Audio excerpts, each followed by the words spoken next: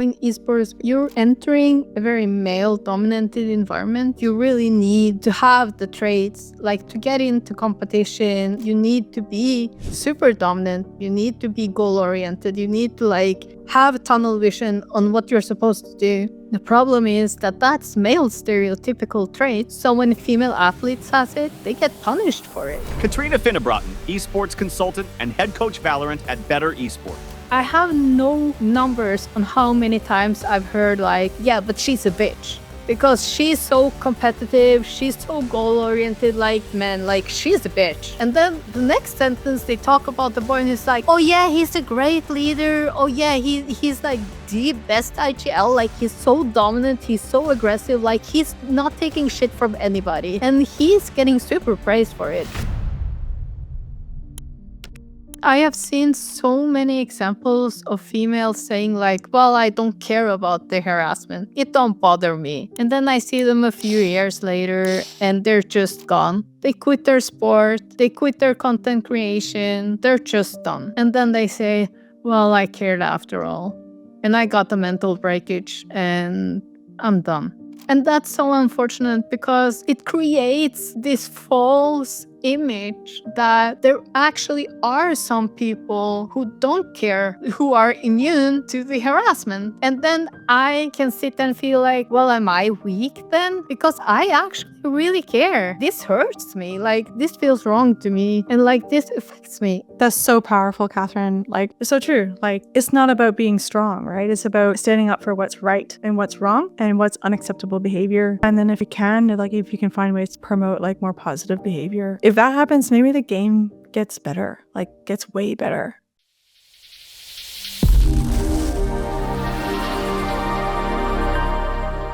Bonded by Science, proudly presented by Noble Blocks. First, just want to say thank you, Cathrine, for joining us on Bonded by Science. Maybe what we can do is just start off what is your current mission right now in your life? My current mission is to be the best coach that I can ever be. I think it's super important to be an adult and be a good role model, but also give esports good coaches, not only me, but all the coaches. So you went to university, right, to pursue that mission? Yeah, so I started as a parent coach for my kid. And then I started university because I wanted more knowledge, because I'm very, very fascinated about team sports and dynamics in the teams. And also, as a female in a very male-dominated environment, I actually needed to be able to have these educational knobs. I don't know what it's called in English. Credentials. Yeah, I needed to say, well, due to research, this and this and this backs up what I'm saying, Right. I can't just say anything and it's just being taken as a fact as a female in this industry, unfortunately. That's an interesting point. So you felt that you needed to have the papers to back up your advice and also your experience if you were giving it as a mentor or coach. I think that is a really valid feeling, and it probably exists in other sports as well.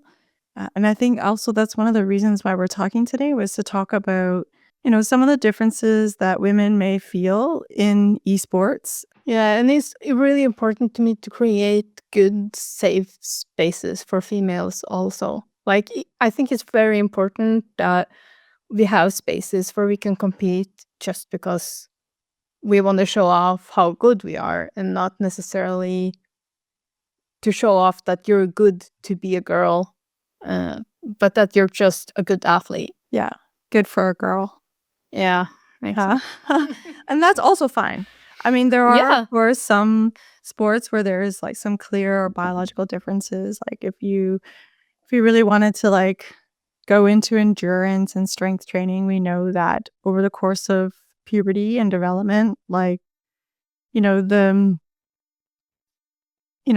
are certain hormones that circulate in our body that actually help lay down more muscle or less muscle, help deposit more or less fat, and all of that contributes to strength and endurance. So there are some biological differences between the sexes.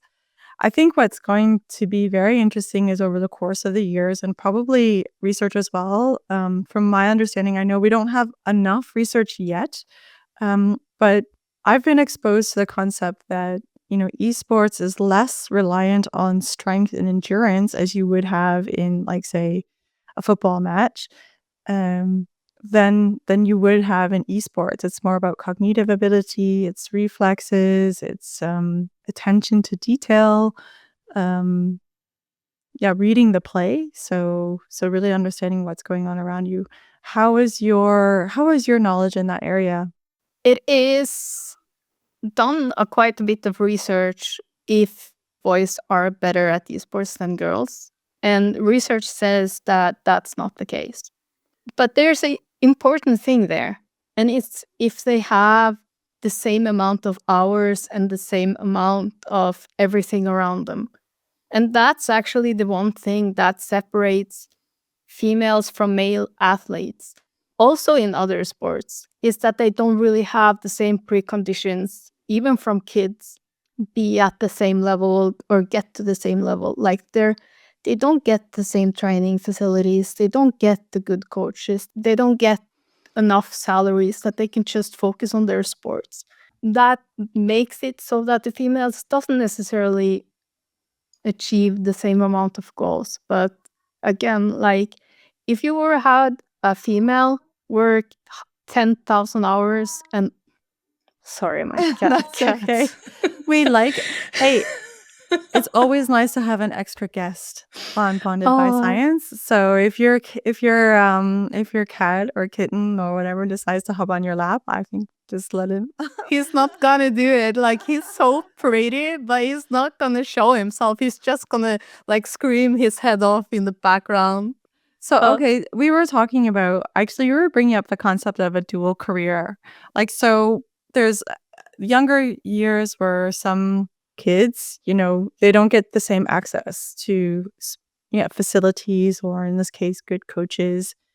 And then, of course, there is also, even with across that, then you see that there could be like less adolescent women or females are getting access to the good coaches and the good facilities or enough playtime.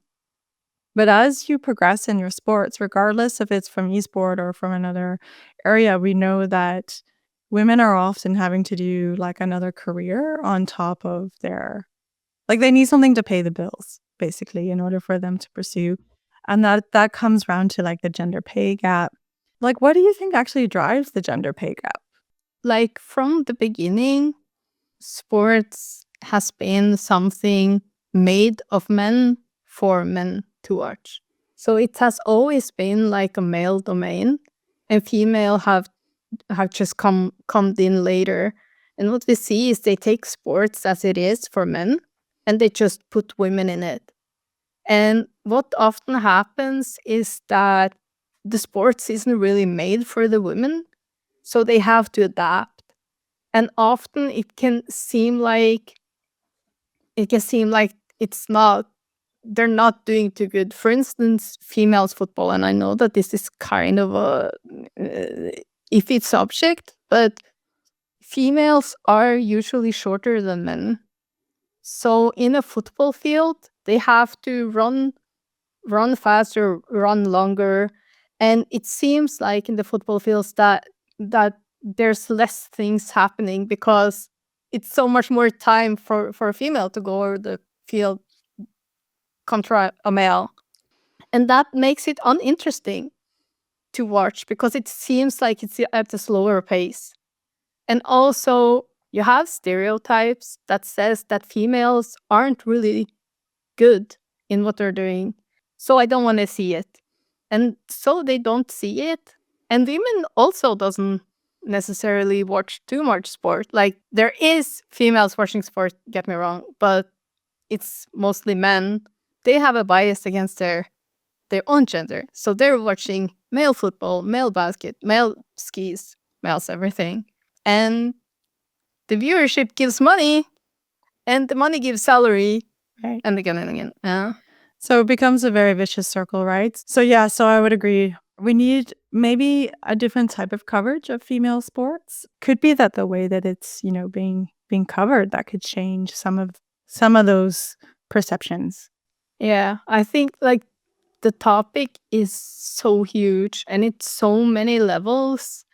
It like I read this research that bringing up kids, fathers usually, it's not that much now, but it still is. Like fathers are taking care of the sports and they have a bias against sons. So and it's not necessarily that they're supporting their boys more, but they're putting more pressure on the boys to achieve things. And they're saying to the girls, do the best you can.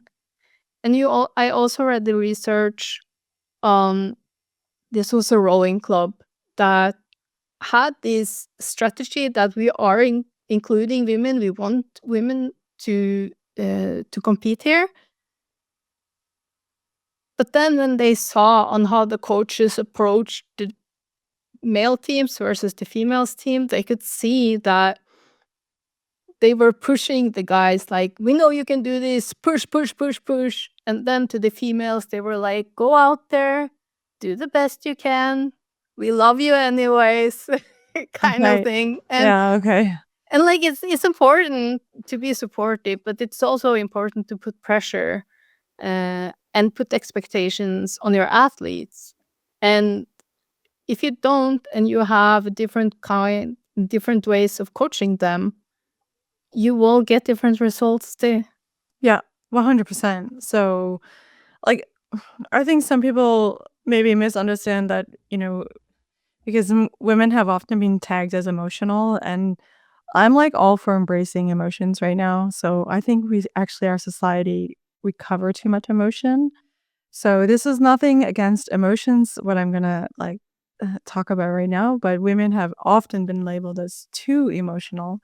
Um, and because of that, then you have like this different type of engagement, like where you don't want to make us cry, like, Or and I think overwhelm. overwhelm us, yeah. Yeah. So I can understand like how sometimes that may perpetuate in certain circles that you have to speak to women that way, or female athletes or even younger female athletes. But I think what you said about is really just about expectations, like saying like, no, I don't care like who you are, like when you go out on the floor, or if I'm gonna put you on, then you're gonna perform at this level, and that's it.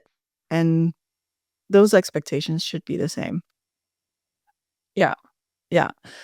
Do you think that some of the reasons why, like, because this approach to like how you speak to someone, like in this case, you took it from the coach's perspective, but what about like in when people are gaming, when they're playing esports, how is the conversation and the dialogue different between the genders? So not mixed. I don't want to get into mixed yet. Just like between, like on like when I play basketball, sometimes you kind of like you hear some people do some trash talking.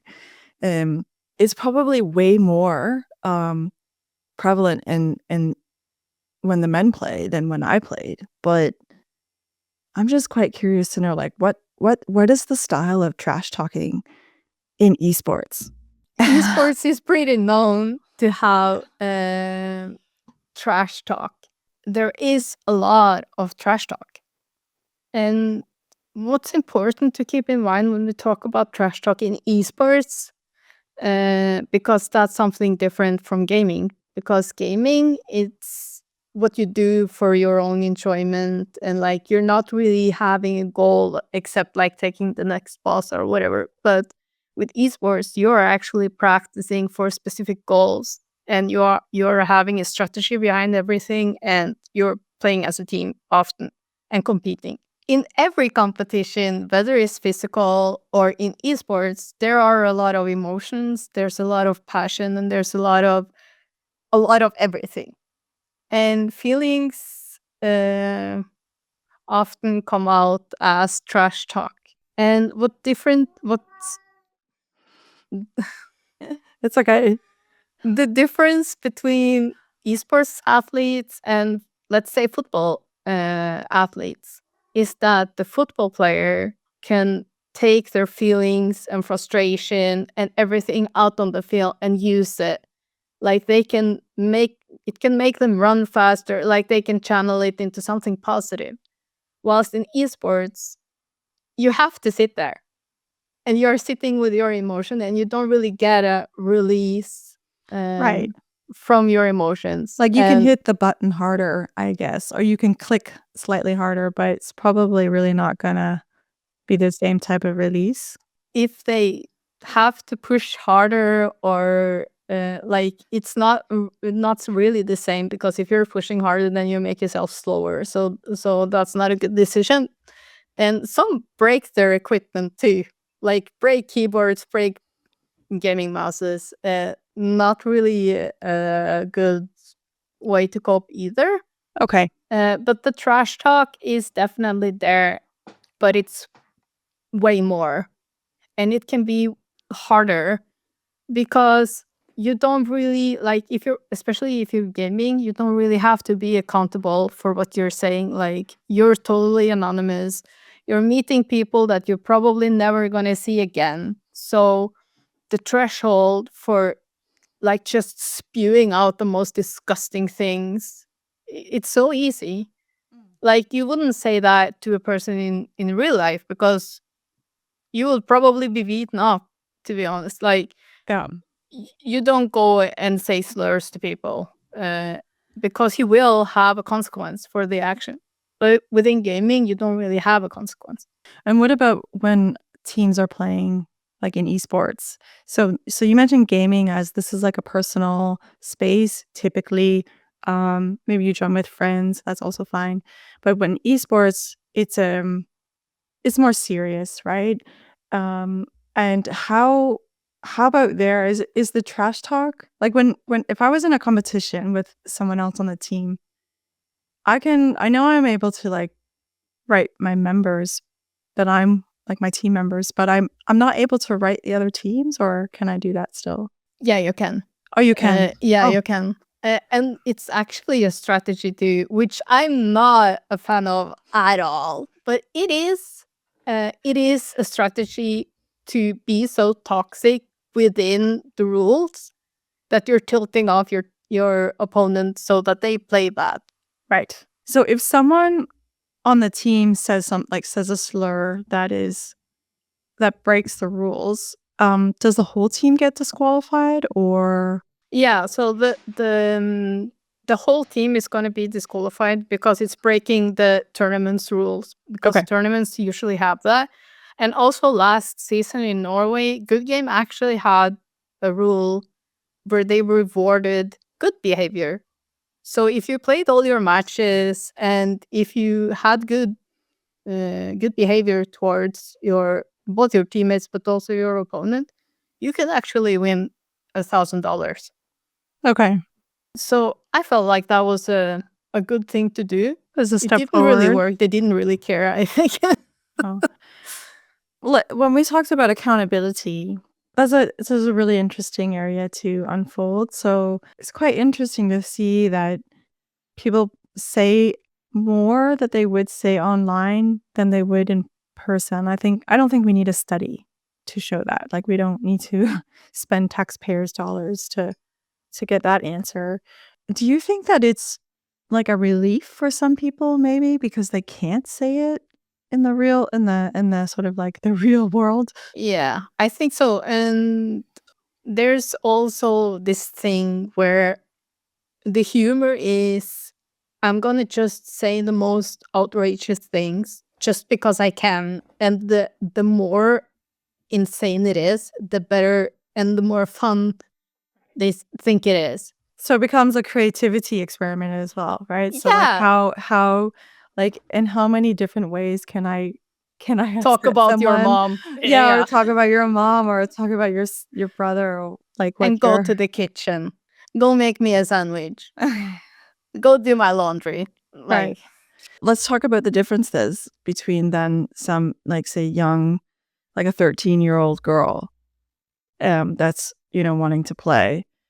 she enters into this world, maybe they're not ready for it, or they just are, and we're just in a different time that we don't understand that this is just how the world is now. Yeah, like I find that very interesting because the level of toxicness that can be in game, it's like it can leave me kind of shocked, especially in the beginning. I was like, oh, are these kids saying this? Like, am everybody hearing this? Because this is insane. Like we describe it as toxic, or we have up until now, but maybe it really isn't toxic in the sense that it's acceptable. Like, because people that are playing now, like even if they're just gaming or if they're actually training for esports, maybe they don't harbor it the same way that you would if someone came up to you on the street and said it, right? So is toxic even the right label? Yeah, I would say it is. Okay. Because words, even though maybe doesn't feel like it doesn't mean anything then and there, I think if you get something repeated and repeated and repeated and repeated to yourself, at some point it is going to be a truth, even though you think it won't. Like I usually just log off from games when I receive the toxicness because I'm just like, dude, I'm not in the mood for this today. Like I'm here to have fun. You just shit all over my fun. I'm not doing it anymore. I'm done. Do you think if we didn't have that type of toxic banter, that gaming would lose its allure? Oh, that's a good question. I'm not sure. Like probably to an extent, I would say yes. Yeah, But I think that's part of the culture. It draws in a certain culture. yeah, I think it's a balance there, of course. So talk to me about like the female space in esports. How has the culture changed, do you think, in the last 5 years? Like we do see much more females entering. Like before, it was like this is a male space and you're intruding here. I was so lucky that I was able to start in grassroots, which was really a good experience for me because at the grassroots level, there aren't any boys and girls separation. Like, and you get them in so early that everybody is starting the game anyways. So they are more on the level playing field than in higher tiers. So I was lucky to have an all girl team, even in the grassroots. Um, and when I started 6 years ago, it was fairly small, the esports environment in Norway. And we started early with just having something for the girls because it wasn't really a space for them, and you didn't really see them because they were playing at home. And that's also in the grassroots. You can see that if you're posting that there's a esports event, boys will just come and they can come alone and like, hi, I just wanna come and see what this is all about. But the girls, they usually don't come alone. They come with a friend. So you need to have two for them to come. So you didn't really see them because they were kind of curious, but they were also like, yeah, well, I don't think I'm too good, like good enough to play esports, and like they needed a lot more of reassurance. So you had to like really reach out to to the girls versus the boys, and that I don't think that was done too much at that point. But now there's a lot. Like we have had several. We had have a female league, which was called Jenteliga, which is translated to Girl League. We had the esports female esports cup. We've had, and when I say we, it's not me. It's Esport Alliansen here in and Spillhuset in Bergen here in Norway. And they have had also female esports gatherings where all the girls and the females are coming and playing either gaming or competing. And Okay. they also can join mixed teams, of course, but Right. So in the past 5 years, you've seen more younger women start to join.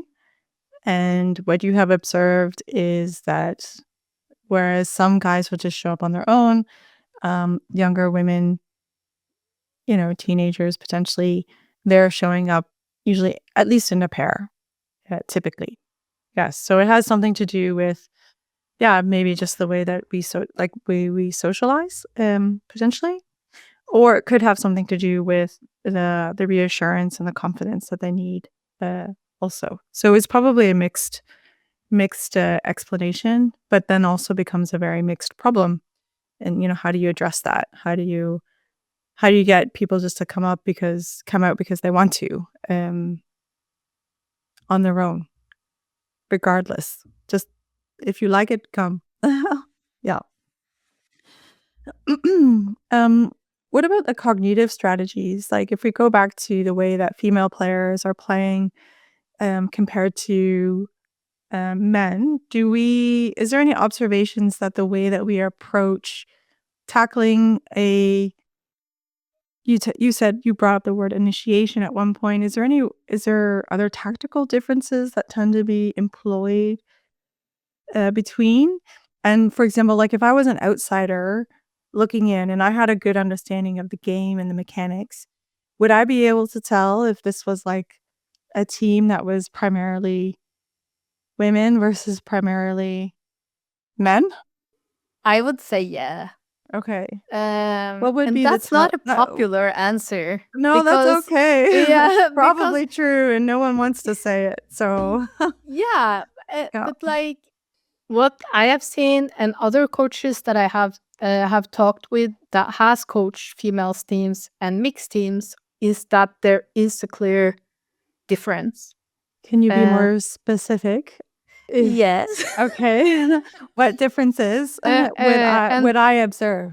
The thing that I observe with females is that the communication is way different. It's much more structured and concise, and especially if they're like super locked in and super serious about it, they don't get around. Like they're there to do a job and they communicating. And if you have a female team that's communicating good, like it's a prime example for everybody. It's insane to listen to. It's so good to listen to. It's so It's like fun. Yeah. artwork. Yeah. Yeah. Yeah. Really spectacular. Because it's so fine tuned and it's like no unnecessary. Versus with the guys, they're like total chaos often, and it's so much noise, so much sound effects, so much what they ate for dinner, and like like all irrelevant. Yeah, just noise and yapping and Okay, but how does that not then deter them from playing well? I don't know. I know It we irritates say that me. it sounds irrelevant, but if it's not distracting them from the game, then one could say, well, is it irrelevant? Or is that a way that they stay focused? Or is that a way for them to cope with stress? Is that like, why do they do that? So if it's not like bringing the performance down, then one can say, well, then it's not irrelevant per se. It might be. Like like if they took it away, if they weren't allowed to do it, would performance go down? I think that could be probably. super. Like maybe you just like have this like online, really rapid screening where you just like take away like, okay, I had pepperoni pizza yesterday, so that just never makes it out. What would happen to the gameplay? That would be interesting. What about within the teams themselves? So are there hierarchies that you see unfolding for like predominantly male teams versus predominantly female teams? Are there natural hierarchies that tend to unfold in the esport teams, and how would one observe that? Oh, sorry. There's my cat. In most teams, they have a IGL, which is the team captain. So you have the coach, and then you have the IGL or the in-game leader, And that's also something that separates esports from traditional sports, is that during tournaments, coaches aren't allowed to talk. You're allowed to talk 2 times in the break. But other than that, the coach isn't allowed to talk. So when the coach isn't allowed to talk, you have the in-game leader who's in charge of the game and of the team and the strategies and everything they do usually. So you have the coach, then you have the IGL, and then you have democracy, the rest. Okay. And that's Uh, the same generally for both. yeah. All right. Let's talk about mixed teams then, or like mixed gaming even. So like I know we talked that there is a clear difference between someone that's participating in esports, because this is where it's considered more, in many places would like to say that's like the competitive sort of framework around gaming. But if we just go to gaming generally, like how do we see mixed teams unfold? Are there hierarchies there? I would say so. And that comes back to stereotypes again. So stereotype says that females aren't good in gaming and males are good in gaming. So in that sense, the males are on top of the hierarchy from the beginning. And I've actually had this conversation with people that I'm working with, because I said to a male colleague that if I were to go on the street and you would go on the street and I would say one thing and I would be your senior with education, with experience, with everything, and you would not have it. If we were to go on the street and say the exact same thing, but I would say you were wrong and you would say I would be wrong, people would think I was wrong Hmm. in almost every case.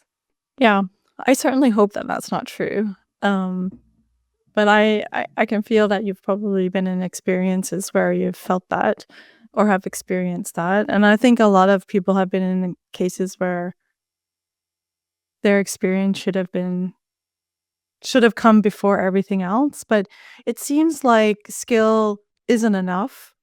Like you can't show, like even if you show how good you are, it's like it's tossed up to luck, or there's a reason why why it was a good call, or um yeah, I suppose, yeah, it's just definitely a challenge. I don't think this is only in esports or gaming. I think we see it everywhere.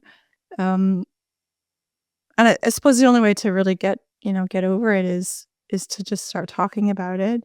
How do you not put up with it though? I think that's really the biggest challenge. So as a female gamer, like how do you not put up with feeling or being perceived as less unfairly because of your sex? Like how do you what do you do? What do you do as a gamer? You said like sometimes you just like if the conversation gets toxic, you leave.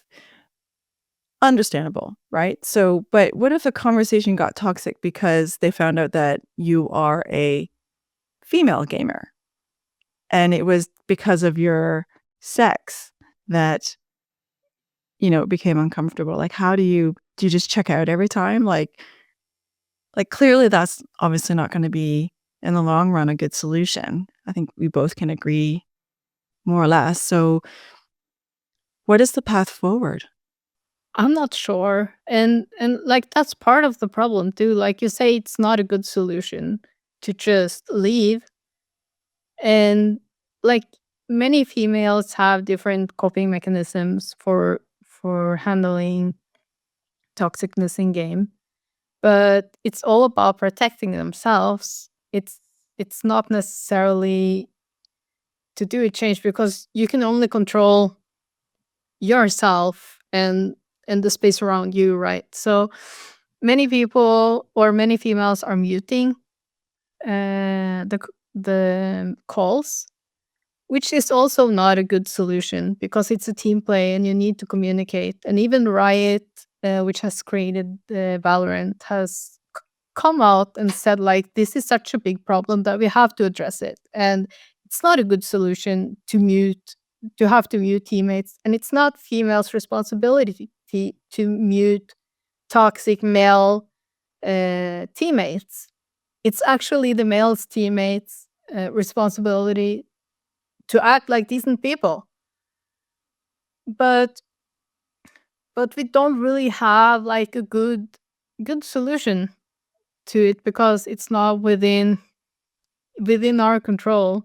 So, and that's also part of the problem with the differences between a female athlete and a male athlete. Because a male athlete, he actually has to do something wrong before he receives toxicness. Versus a female athlete, she only has to say hi and just expose that she's a female, and she receives toxicness. Or like I've even been killed by my own teammates just because they didn't want to play with a girl. And if I'm there, yeah, and if I'm there to do a practice, it's like going on football field and you're Yeah. playing with your teammates and they're tripping your legs all the time. Like, what kind of practice are you getting? Like, you can't run because they're tripping your legs, and you will get tilted because it's unfair and it's no fun. So, like, why even be there? Like, if somebody's tripping your legs during a whole practice, you will just leave, like, because you won't get any value out of the practice anyways. Right. Yeah, it's impossible to move forward. Yeah. And that's also with the toxicness too. Like, you can mute, you can leave. Many females are practicing with the specific crowd because they know that they talk and they know that they're, I don't know, female friendly, or like they know that they're I hate nice that we people. even have that word. What is female friendly? Yeah. Why do we even need that word? Yeah. It's like I often see like sometimes like job advertisements where they say like women can. I remember that one time I saw, this was a while ago, but not that long ago to make it irrelevant. So it was like it said like females can apply to, and I was like, that was like the last sentence in the whole job advertisement. I was like, of course we can apply. Like why do you need to write that? And I think it's really unfortunate because that really wasn't the intention of the person that was posting the job. Like I think they wanted to be inclusive, but the fact that we had to say females can apply to, or this is female friendly, like it's a bit, yeah. I think it comes down to like the whole locker room talk. I think that's probably hit the newsstand a few times. How the locker room talk is different. Personally, I still think that locker room talk should be confidential. I think it's supposed to be a safe space for a team, to not to not have that, content violated. I think that's really important. So I'm going to switch back now. So what about the other women that are in the game? Like, what is their behavior towards other women in gaming, not esports, in gaming? There are 3 sets of women in gaming. So you have the people who's just there to play with people. Male, female, doesn't matter. We're all here to play. Then you have the females who is the girly girls who are befriending other girls and are just having a blast when they're meeting other girls. And then you have the last category, which is kind of hated by everybody, by the males, by the females, by everybody. And it's called pick me girls in the gaming world. Pick me, girls. Pick me. Pick me. Yeah. Okay. The pick me Here I girls. am. Okay. Yeah. Yeah, pick me girls. And in the business world, that's called the queen bee phenomena. Okay. In gaming worlds, that's the pick me's. Okay. And the pick me's, or the pick me girls, it's quite known as a girl who is trying to get a pass with the boys by being nasty to other females. Okay. That's in gaming. That's in gaming. And if you Why? search TikTok, you can see pick me captions, and it's a quite interesting phenomena, I think, because the females, they're getting double punished. As a pick me girl, it's so important to get a pass with the boys that they attack other females, and they're often the girls who does it first. Like the males doesn't even have to. Like the males can be totally fine with playing with other females, but the female is gonna attack the other female on the team. Okay. And that's the queen bee phenomena coming in, Yeah. right? Yeah, okay. So she's gonna start it, and she's gonna be more nasty than everybody. So if the boys are starting, the pick me girls will usually be even more vicious, even more loud, do it even more. And of course, the other female who are getting harassed by the pick me girl, she's not gonna have fun. And other males that are playing is not gonna have fun either, because listening to a pick me girl is not a fun thing. Like it's irritating. That's interesting. It's okay if a guy does it, and then it's fine. Yeah. Yeah, okay. And also another interesting twist in the whole situation is that you can be labeled a pick me girl even when not saying anything. And that is if you were to play with a guy Mhm. and the guy was toxic towards me, we were all playing together, and the guy Mhm. was toxic against me. Because he knows that you're a female. Yeah. Yeah. Yeah. I can be mad at you for not sticking up for me. And then I And then become the you're a pick-me pick girl. me. Right. Because I Yeah. didn't stand up for you. Yeah. Because it's my obligation as a female to defend the other female. Yeah. But is Yeah. it though? No, I Because don't think you're so. no, I think exactly. it's an obligation of a person to defend another person, and I think that's the difference, right? So it's just as much mine as it is any other person's on the team to defend. Yeah, but also you have to be responsible for what you are doing, and you're not the one who's doing the action. Your friend is, and you should also have the privilege of just not having to stick up for everybody all the time and always. That's fair. That's fair because it is a game, and like you just don't want to you don't want to meddle, like you don't want to like. I think it's. I mean, it's never really been bad advice to avoid toxic behavior, right? So like just like you always hear people say like don't surround yourself with toxic people, like that's good advice, like remove yourself from toxic situations. I think no matter what social media channel you've been on, you've probably seen something viral along those lines. So yeah, so why should someone have to go in and meddle, so to speak?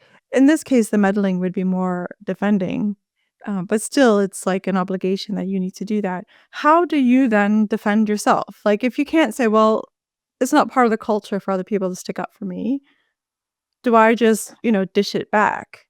Some people does, and I have done it too. I'm not too proud of it, but like sometimes you just don't want to. We all have those days. Like I can't today.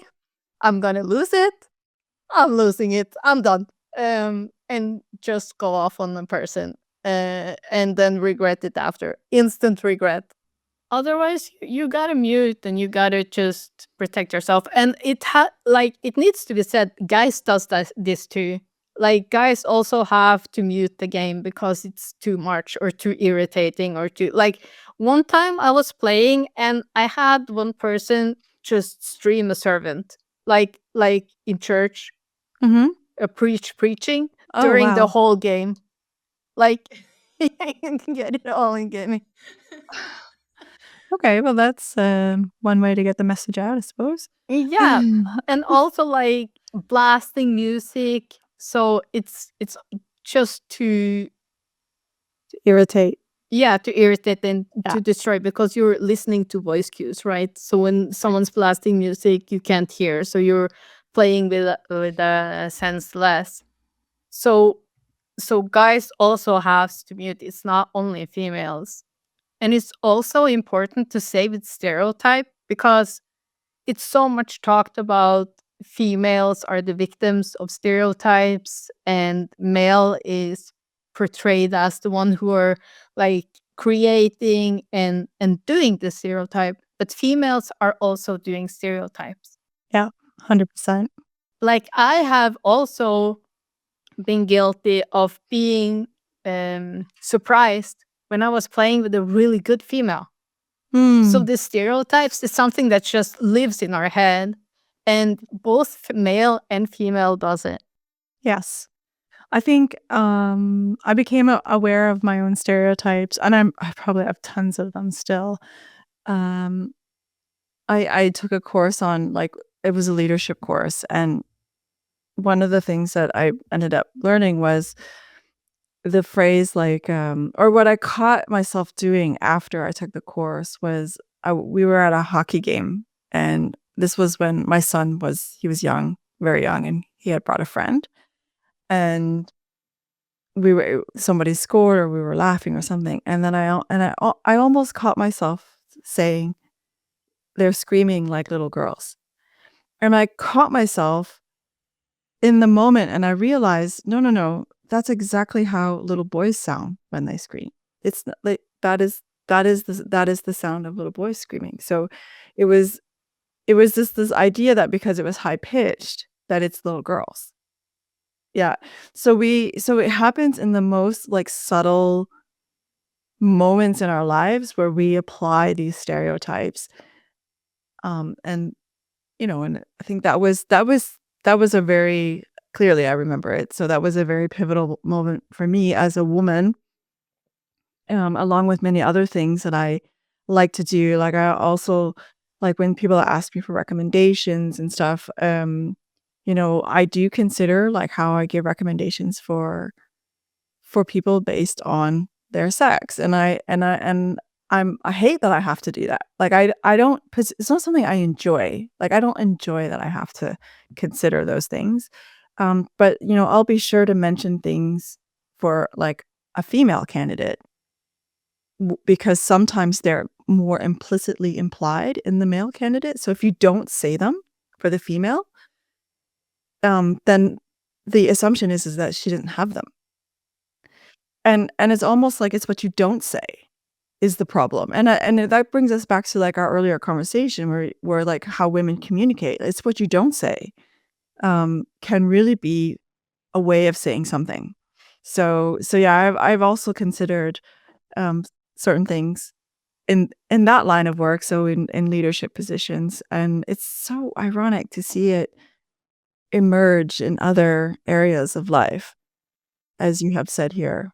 And especially, in esports, because you're entering a very male dominated environment. So you really need to have the traits, like to get into competition and to get into a very small environment. You need to be super dominant often. You need to need to be competitive. You need to be goal oriented. You need to, like, have tunnel vision on what you're supposed to do. The problem is that that's male stereotypical traits. Mm-hmm. So when female has it, like female athletes has it, they get punished for it. So I have no numbers on how many times I've heard, like, yeah, but she's a bitch. Because she's so competitive, she's so goal oriented, like she's on a mission, man. Like, she's a bitch. And then the next sentence they talk about the boy, and he's like, "Oh yeah, he's a great leader. Oh yeah, he's like the best IGL. Like, he's so dominant, he's so aggressive. Like, he's not taking shit from anybody, and he's getting super praised for it. While she's a bitch, and because she's a bitch, you don't want her on the team because you don't want a bitch on your team, do you? Because that's trouble." Yes.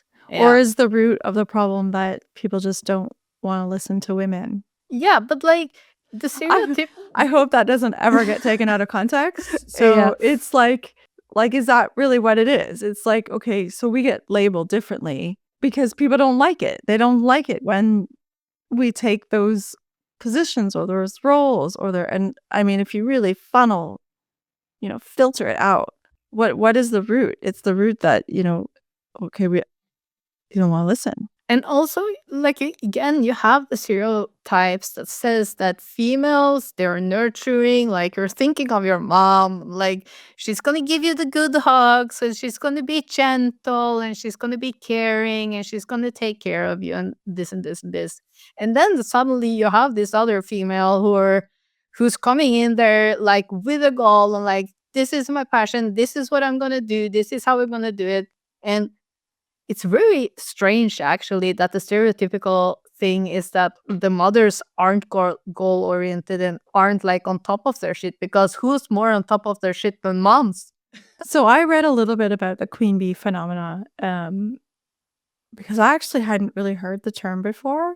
So like, I think if someone, like, let's just say like a few months ago or like a week ago or 2 weeks ago, someone had said, oh, she's a queen bee, I would have taken that as a compliment. Yeah, I would have been like, "You damn I'm right. Beyonce. Hello. Yeah, like I got things under control, right?" So, I mean, I would have taken that as a compliment. And maybe I will still, despite. But I think if, according to the literature, like the research literature, there are like different ways that women sort of adopt the queen bee, or they sort of get labeled as a queen bee, and that is like when they present themselves more as men. This is something that you already explained. But there's also that they distance themselves from other women, which is why in gaming scenarios you see it more often, where women will pick on the other woman on the team or not defend them, even though they're not even though they shouldn't be obligated to. But then they can also endorse the picking on, right? Like in business, there's this assumption that if we promote more women to higher ranking positions, like managing positions or board positions, or even in CEO positions, that somehow that's going to pave the way for more women. But the research actually would indicate otherwise, that there is actually this discrepancy between, like, some women will distance themselves from other women that they view as being less qualified than them. So they don't help them. They actually just put more distance between the two of them. Would you say that same phenomena happens in gaming and maybe also on esports and in the esports dynamics? There are very, very few females in the esports environment that I know, so I can't really say too much about that in a work environment. The females that I have worked with there hasn't been too much of the queen bee phenomena there. What I feel like it's the research that I read about the queen bee phenomena was very interesting, because the queen bee phenomena has been portrayed as a female trait. Like, females just don't like each other, they just always compete against each other. Yeah, we're And catty. Yeah, like we're catty. But that's actually not the case, because you don't see queen bee phenomena everywhere. You only see the queen bee phenomena in a female hostile environment. Was this research that I read. So they're saying that the queen bee phenomena isn't actually a female trait. It's a female coping mechanism for being in an environment that is female hostile. So when the environment is female hostile, they're removing themselves from the identity of being a female. Yes. A female, so that they can get a pass in the environment. Right. So what advice do you have for, like, parents or anyone that's younger that's listening, that, there is a female that, a young woman that wants to play? It could be like maybe a brother is tuning in and, he wants to give his sister some advice. What advice would you give to young female players that want to maybe transition out of gaming and going into esports, or that just want to pursue gaming because they enjoy it? Like, what What advice would you give them? Look at female esports and like show with attitude and actions that you actually want to be there and that you want the event that's there, because we want to be included, but like threshold for going to events is so high. So people who are creating female esports tournaments, who are creating meetups, often experience that the girls aren't really coming. And it's so easy to say that there's no need for it, or the girls don't want it because they're not showing up, or like, oh, the tournaments, female esports isn't interesting to watch because look at the viewer numbers, there's nobody who's watching. So I think it's very, very important that if you see a female tournament, sign up. If it's a physical event, show up, because your number actually counts. Like, it's on those numbers that people are going to apply for money to make more events. And if nobody's coming, somebody's going to say there's no need for it. They don't want it. So don't wait until I'll go to the next one or I'll go to the next one, because there might not be a next one. Yeah. I think it's a really good, really good point. I think we've covered a lot of ground. So is there anything that you think that that we didn't discuss that was really that needs to be said in relation to women in esports or people that are gaming in a sort of a mixed environment? I have really big belief in mixed teams. I think that is the way to go in the future.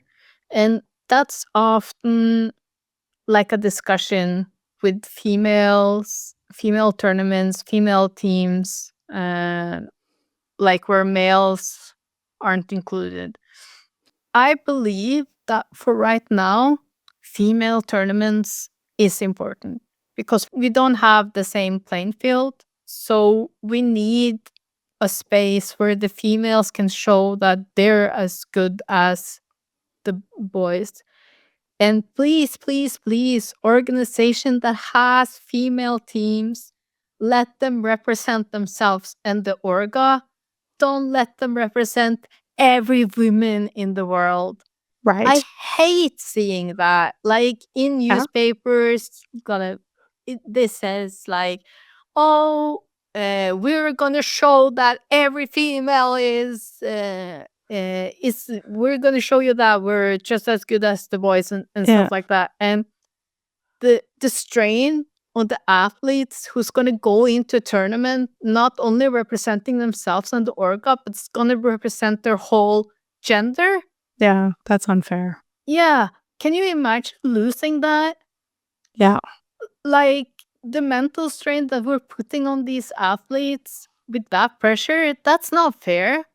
And that's also like not the same playing field, because the pressure and the stress and the what ifs, and when they lose, everybody's going to say, yeah, well, I told you so. Like these girls weren't as good as the boys.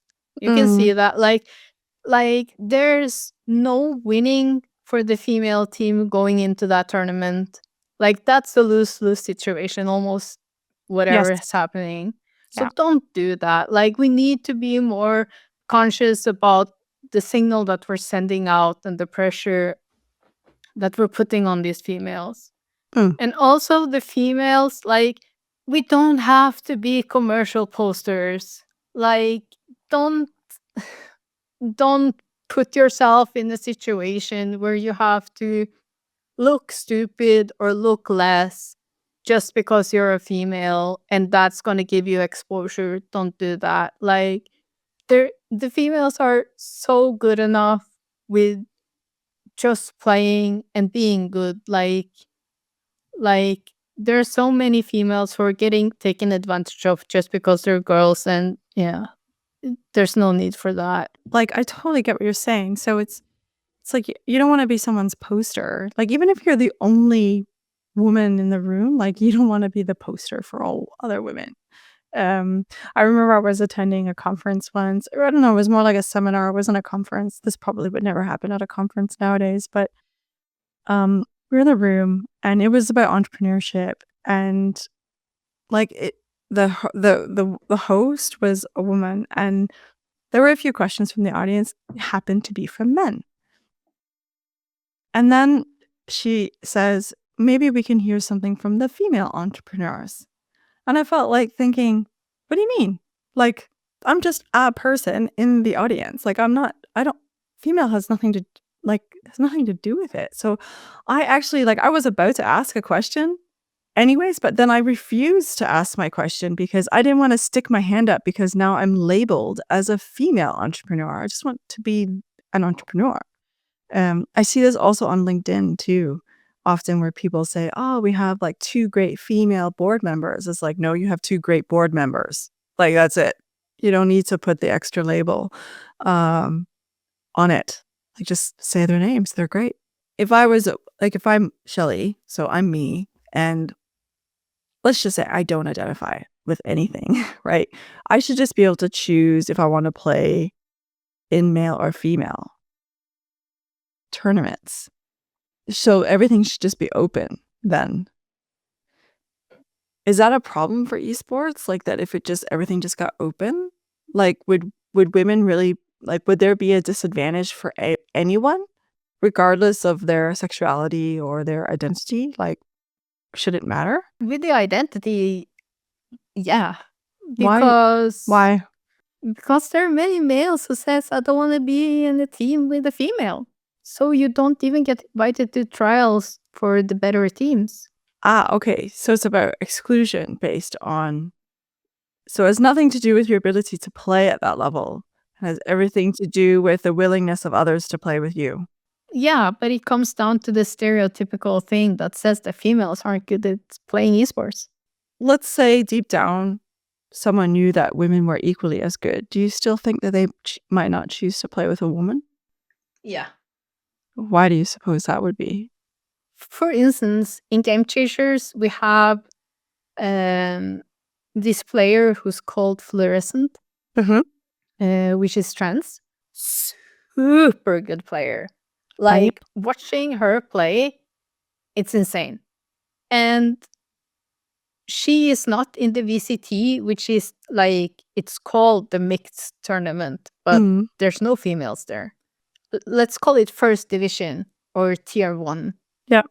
So there's no females there.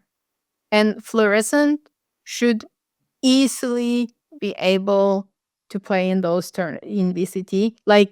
Nobody can come here and tell me that Fluorescent is worse than the worst VCT player. Okay. But when speaking about it, people are like, yeah, but she's a girl. Okay. And that's good enough reason for her not to be playing in VCT. And she's an amazing player. Right. If you just objectively look at her stats, she is a good enough player to play in the VCT. Okay. There was a player who was trying out or wanted to try out for VCT teams who weren't invited, even though she was good enough. She was not invited because other teammates said, we don't want to play with a female player, to the manager, and the manager did not invite her. Okay. And also, what's really bad about that situation was that she never told. So it's not like you're a female and you're choosing not to be in one tier. It's you don't get the chances. You don't get invited. Okay. And there are teammates that says that we don't want to play with girls. Girls can't play. That's interesting. So I think maybe what we're seeing is what I think with what's going on in gaming, it just feels so not necessarily esports, but gaming.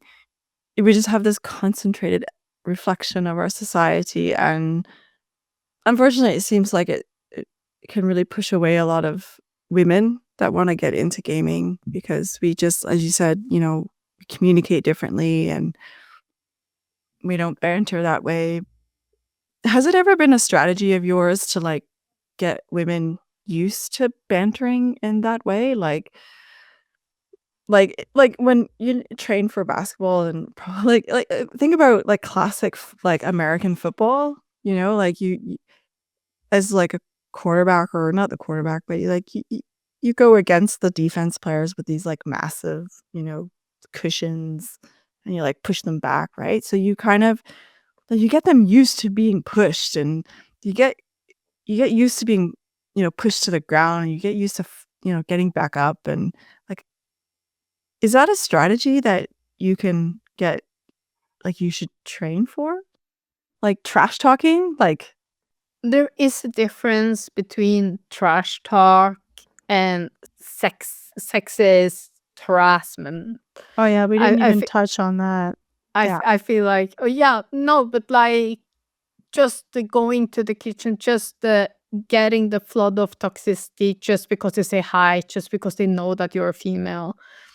Because as a male, as I said, like you have to do a mistake and then you get punished for your mistake by people saying the same things as you get by saying Mm. just hi, which is very frustrating at one point because you can do everything right.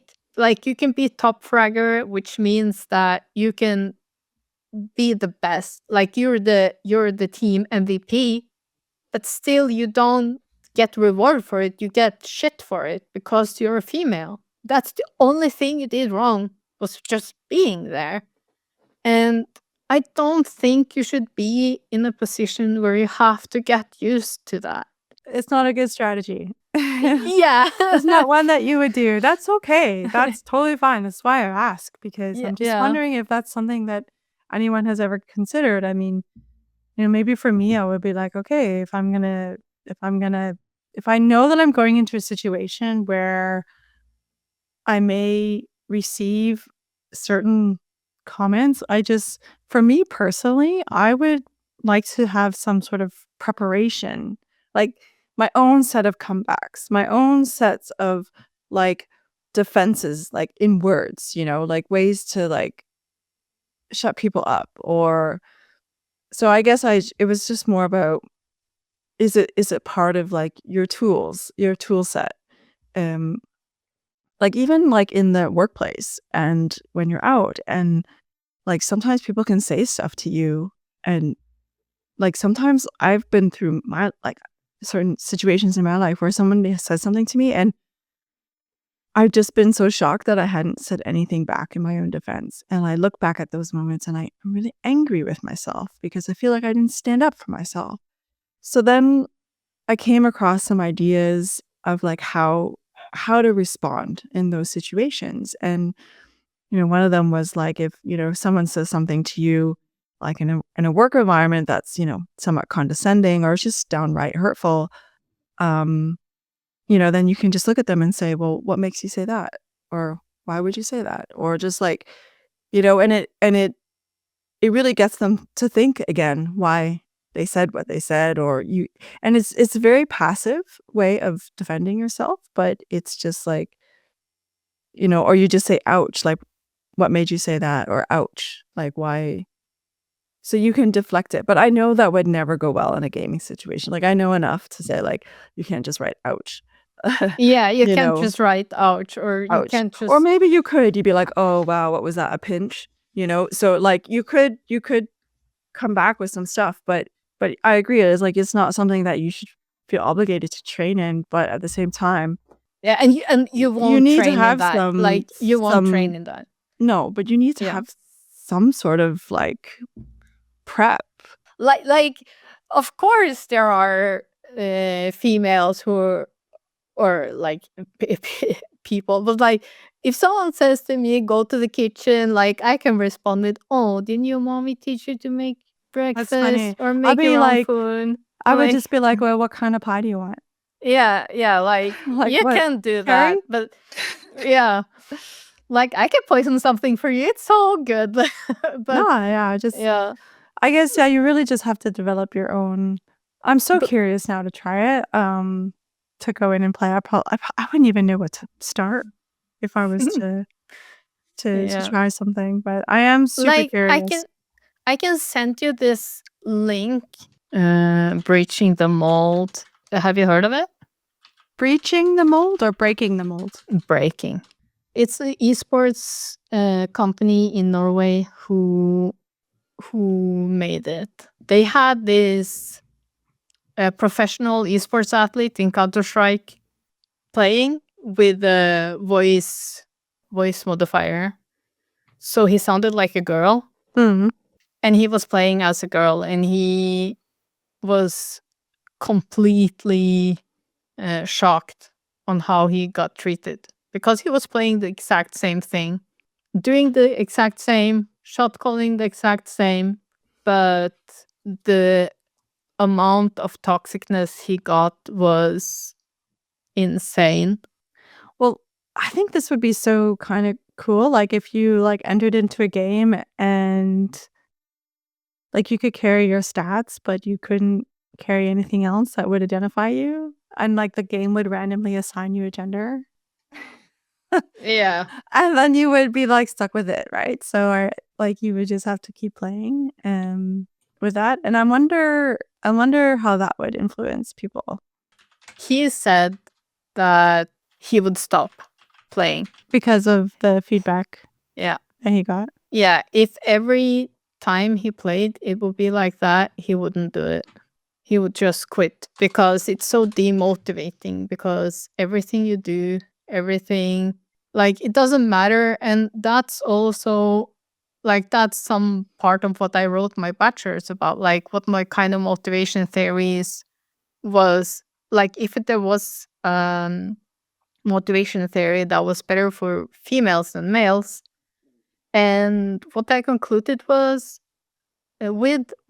that there actually was, because females, there's so much things around the females that they have to, like, there's so many obstacles that they have to jump over before they can even start the practice that the males doesn't have. Yeah. So the social cognitive motivation, it considers that with like the intrinsic and the extrinsic motivation, but also like the feeling on control, because that's one of the biggest differences, is that you don't necessarily control the outcome of your practice, because you're going into a practice, like if you're doing a grind, because in a regular practice, I would really hope that you don't really experience all of these things that we've been talking about. But when you're grinding, because you have to grind, you will experience many games that you will have to do something, like you will have to mute, or you will have to be tilted, or you will have to do something that compromises your practice. And social cognitive motivation theory is considering those things, which will impact your practice and will impact the result of your practice. Yeah. Because like just like signing up to the practice, first you have to work out like all the identity hurdles, and then you have to like get into like what really matters, one could say. Right? So it's yeah. So I'm guessing it probably takes some very selective personalities that would choose to stay in and choose to confront that type of behavior, that like during their daily grind. Like they would have to, like not all people would keep going. They would just say, like you said, they would just stop because they don't want to experience that every day. And that's fair. But the ones that don't, the ones that keep going, I think that personality would be really interesting to flesh out. Who are they? And they're probably going to end up being the ones that lead the way for more women to come in. But it's unfortunate that we have to wait for those select personalities. Like we just can't bring in a range right from the start. So yeah, that personality would be really interesting to flesh out. But you stayed, right? Okay, and you also started because it was in your family. So you had other motivations and other reasons to get into the industry generally. And it's so important, though, that the ones that actually come the selected few that you were talking about. Like, it's so important that they don't assert queen bee phenomena, because instead of just like opening the doors, they Yeah, just that's shut them. true. Yeah, then Yeah. they get exposed to that hostile situation. So, yeah, it's a bit of a catch-22. Yeah. And I have seen so many examples of females saying, like, well, I don't care about the harassment, because there's a difference between trash talk and harassment, right? Uh-huh. And much of the things that the female athletes are experiencing isn't really actually trash talk, it's actually harassment. Yeah. And Yeah. um and it's like I get so sad when I hear the females are saying, like, I don't really care. I don't really care about, like, it don't bother me. And then I see them a few years later and they're just gone. They quit their sport, they quit their content creation, like, they're just done. And then they say, well, I cared after all. And I got a Mm. mental breakage and I'm done. Yeah. And that's so unfortunate, because it creates this false image that there actually are some people who don't care, who are immune Mm. to the harassment.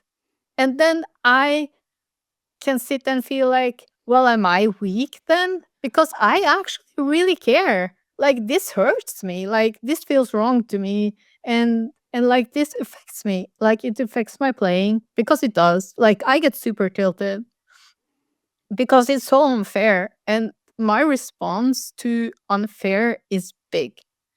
So it's really important that we're not saying that we don't care about the harassment and the unfairity of everything, because there will be people who will sit there and think, well, am I the stupid one then, because I don't really care? Yeah. Because people care. Words hurt. That's so powerful, Catherine. Like, really, it's just thank you for sharing that. It's really it's so true. Like, it's not about being strong, right? It's about standing up for what's right and what's wrong and what's unacceptable behavior. And yeah, and then if you can, like, if you can find ways to promote like more positive behavior, you know, if that happens, maybe the game gets better, like gets way better. Like the as a team, you play better. As a player, you're better because you're just not preoccupying yourself with so much negative energy. So And also, it's just so important to just know that some days you don't really care. Like, you're happy, nothing can break your happiness. And some days everything will break you, because yes, you're in the bad mental space, and like, life consists of both of them. And hmm that's okay too. yeah, But what's not okay is for people to harass you and people to be nasty for you against you just because you're there. Like, you are allowed to set boundaries for yourself, and you have to protect yourself. yeah. And that's like you said, it's not about being weak or being strong. It's about setting a healthy boundary for, like, for my mental health, this is not okay. I think it's been a really great conversation, Catherine. I really enjoyed talking to you, and I wish you the best, like coaching wise, like for your teams. Thank you. Yeah, I really hope that it doesn't comes across that I'm like, females are fragile and stuff like that, because I don't feel like that at all. Like, in my line of work, I've met so many female athletes that just blows my mind. Like, they're so knowledgeable, they're so driven, and they're so talented. And also, I have also met guys who are also super driven, super talented. And I think it's so important to remember that you can have a male that's super caring, super vulnerable, super all of these things, like and still be driven and still be Hmm great hmm teammates. Like, you everybody is talking about, oh yeah, we want that dominant player. but you don't want 5 dominant players. Like, you're gonna have a shit show. You know, you need the diversity, you need the carrying, and the carrying can be a male, and the dominant one can be a female. It's all down to the personalities, and you want everything on the team. And I think maybe now we just take the opportunity to say, like, thank you, Cathrine, for spending time with me and sharing your insights on what you have learned and some of your personal observations, both as coach, but also as a gamer and a player in esports. So thank you so much for taking the time and bringing attention to a really hot topic, I would say. Yeah, more attention. The more eyeballs, the better. Yeah, thank you. Thank you so much for having me. It was really fun.